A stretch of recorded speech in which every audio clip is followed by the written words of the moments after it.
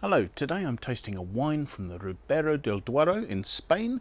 This is Tinto Pesquera Crianza from 2020, and this is produced by Familia Fernández Rivera. Alejandro Fernández, the creator of Pesquera, was one of the pioneers of the Ribera del Duero region. Wine had been made here for a long time, since the 1860s, by a great estate, Vega Sicilia. But Vega Sicilia stood very much on its own. Its wines are predominantly Cabernet Sauvignon and Merlot, with small amounts of Garnacha and Tempranillo in some of the wines. But Fernández pioneered the use of Tempranillo, the local grape variety, or Tinto Fino as it's called in these parts.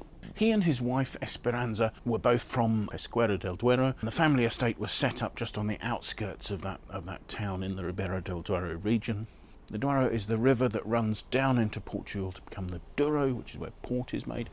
This is a relatively high altitude grape growing area with a continental climate, so it's warm, it's dry, but the altitude tends to create cool nights which enable the fruit to retain their acidity quite well. Fernández set up the estate in 1972, produced his first vintage in 1975, and by 1982 the wines that were being produced here had produced such acclaim that a DO was established for Ribera del Duero. In fact, this wine bears on its capsule a notation of the fact that it's the 50th anniversary, so presumably that's a question that this was released in 2022 and therefore at the 50th anniversary of the creation of the estate. Today they have 200 hectares in the region, so a fair size holding. The region is at high altitude, as I say, it's a hot continental climate. They only get about 500 millimetres of rain a year on average. It's just at the edge of what a vine needs to be able to survive. The vineyards that this particular wine comes off are at 800 metres above sea level.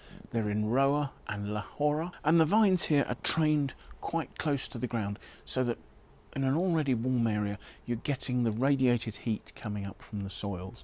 The soils in these particular vineyards are mostly clay loam over limestone, so they're good soils for holding on to water, and that's essential for the vine to be able to survive through the year.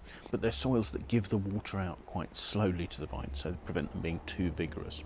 Yields are low, because the grapes are widely spaced, so that produces lower yields for the area of land anyway, and two, because of the low rainfall tends to naturally devigorate the vines. Picking goes on by hand. There's selection both in the vineyard and the winery. After fermentation, the wine ages in American oak barrels for 14 months. And American oak is well suited to giving a sort of rich vanilla and spice note to the really concentrated dark fruit that you get from vineyards here. So it's a nice combination of the two. It works well. The wines were bottled unfined and unfiltered, and were then left to spend 6 months harmonising in bottle at the estate prior to release. So let's have a look at the wine, shall we? First thing to say, it's a deep, dark, almost black ruby with purple hints at the rim. It is virtually opaque. I can just about see the stem as I swirl, but I mean in general I would say that's virtually opaque. Looking at it, it's got 14.5% alcohol, and it is creating tears as it clings to the glass as I swirl it. Let's see what we make of the aromas, shall we?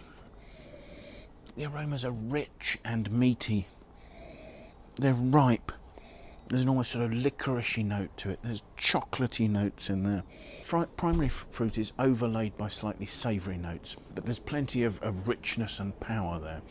So let's have a taste, shall we?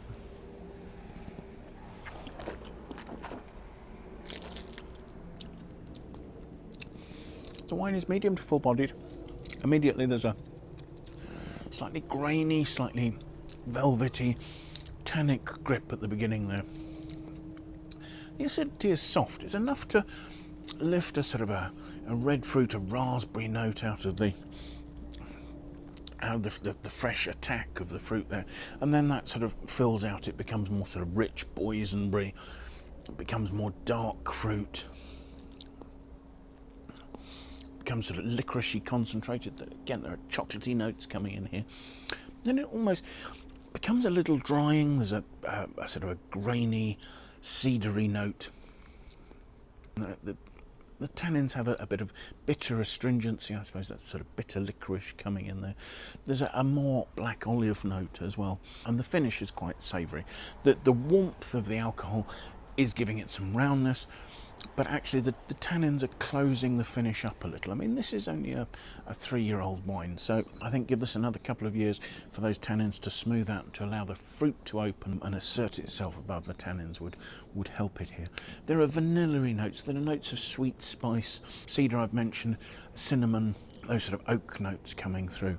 The wine's concentration makes me think this is a wine that would last at least 10 years. Having said that, it's got a richness and roundness and a softness of its alcohol that probably isn't going to make it a wine for really long aging.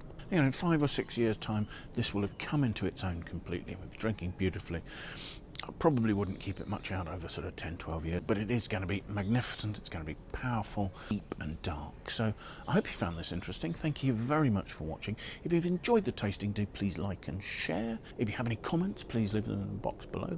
I'd love to hear what you think about the wine, the tastings we're doing, other wines from this producer or the region, anything else related to that. Please do also consider signing up and following us on YouTube. That would be fantastic. And then hopefully we'll see you join us for another tasting in the very near future.